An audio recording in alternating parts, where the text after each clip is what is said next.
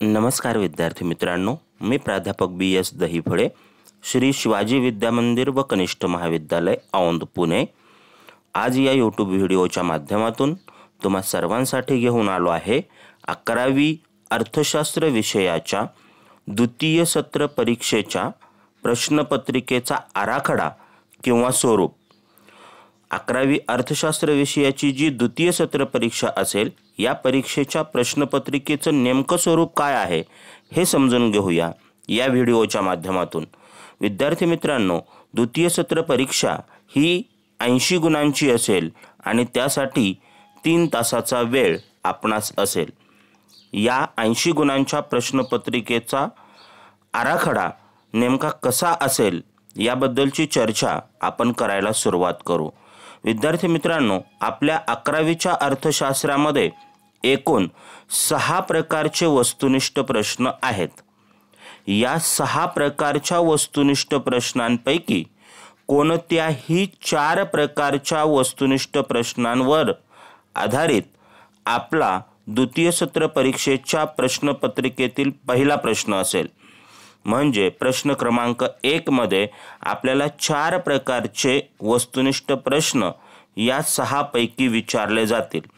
यामध्ये योग्य पर्याय निवडा, खालील विधाने पूर्ण करा, सहसंबंध पूर्ण करा, आर्थिक पारिभाषिक शब्द लिहा, 5 विसंगत शब्द किंवा गटात न बसणारा शब्द लिहा आणि 6 विधाने व तर्क प्रश्न।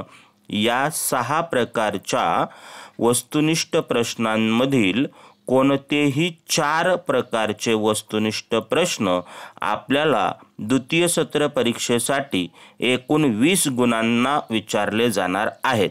म्हणजे एक प्रश्न एका गुणाला असे 5 प्रश्न 5 गुणांना विचारले जातील।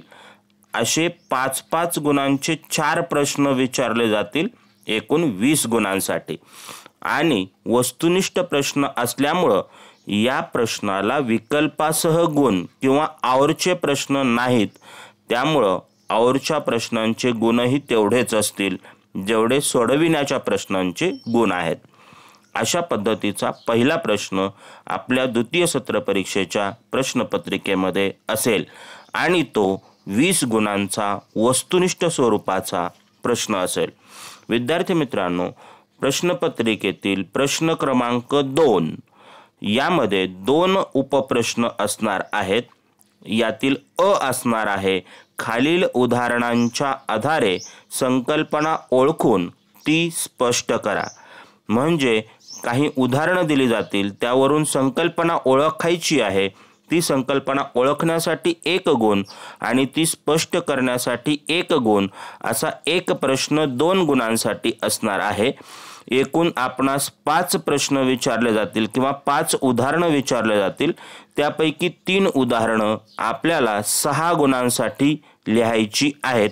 80 गुणांच्या प्रश्नपत्रिकेमध्ये 6 गुणांचे प्रश्न आपल्याला कंपल्सरी खालील उदाहरणांच्या आधारे संकल्पना ओळखून ती स्पष्ट करा या अंतर्गत लिहायचे आहेत। आणि एकूण प्रश्न 5 विचारले जाणार आहेत। याचा अर्थ हा प्रश्न आवरच्या प्रश्नांसहित 10 गुणांसाठी आहे विद्यार्थी मित्रांनो।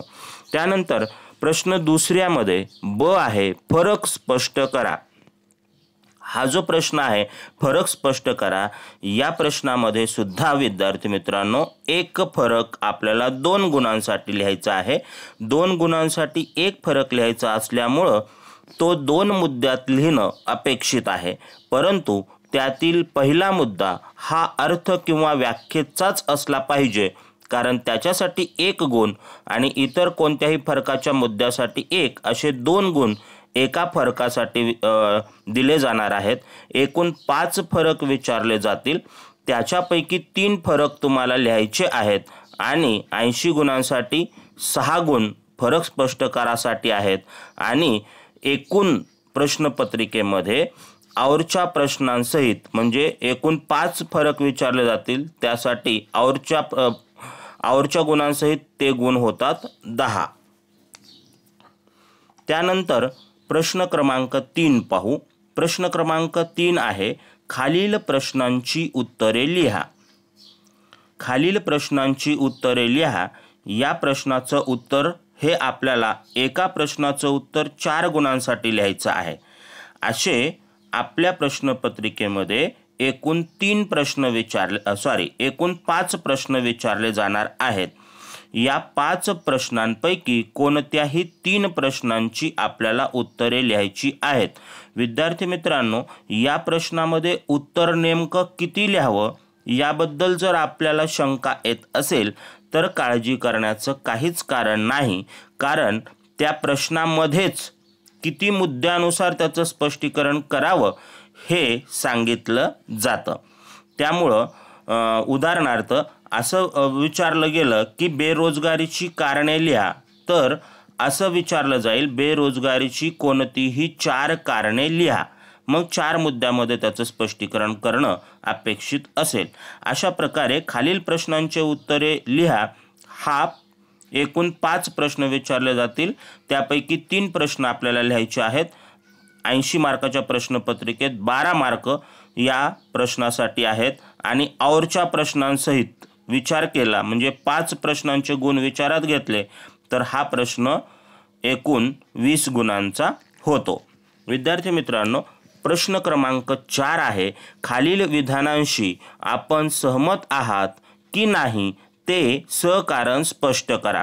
या प्रश्नामध्ये सुद्धा 2 प्रश्न आहेत।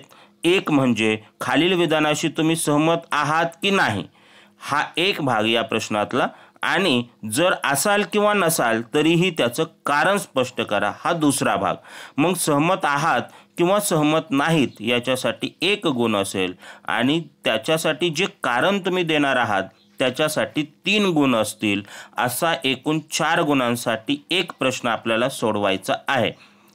सहमत असहमतवर एकूण 5 गुणांचे 5 प्रश्न विचारले जातील, त्यापैकी 3 प्रश्नांची उत्तरं तुम्हाला लिहायची आहेत 12 गुणांसाठी, आणि औरच्या गुणांसहित विचार करता हा प्रश्न 20 गुणांसाठी आहे।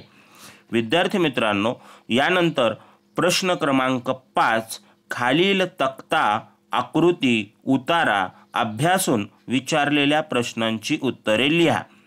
हा बदललेल्या मूल्यमापन पद्धतीनुसार नव्याने अंतर्भूत झालेला हा जो प्रश्न आपल्या प्रश्नपत्रिकेत आहे, या प्रश्नामध्ये तक्ता असेल किंवा आकृती असेल किंवा उतारा असेल, यावरून काही प्रश्न विचारले जाणार आहेत आणि त्या प्रश्नांची उत्तरं आपल्याला लिहायची आहेत।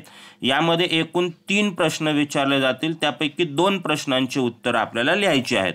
1 प्रश्न 4 गुणांसाठी, असे 2 प्रश्नांची उत्तरं 8 गुणांसाठी आपल्याला लिहायची आहेत।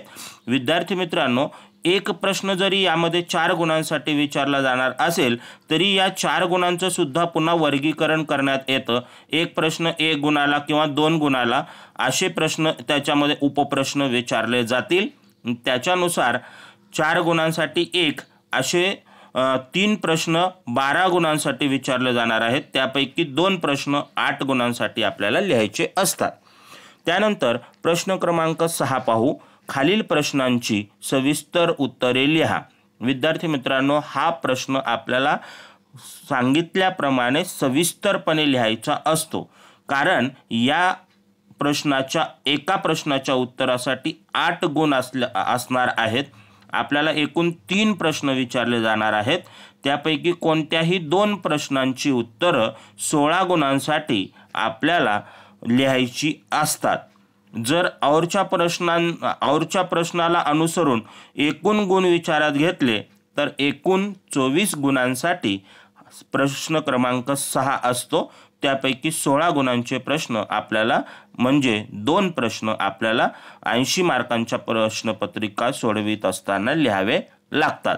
अशा प्रकारे विद्यार्थी मित्रांनो, आपल्या 11वी अर्थशास्त्र विषयाची द्वितीय सत्र परीक्षेची प्रश्नपत्रिका एकूण 116 गुणांची असेल। त्याच्यापैकी 80 गुणांची प्रश्नपत्रिका आपल्याला देण्यात आलेल्या 3 तासाच्या वेळेमध्ये लिहून पूर्ण करायची असते।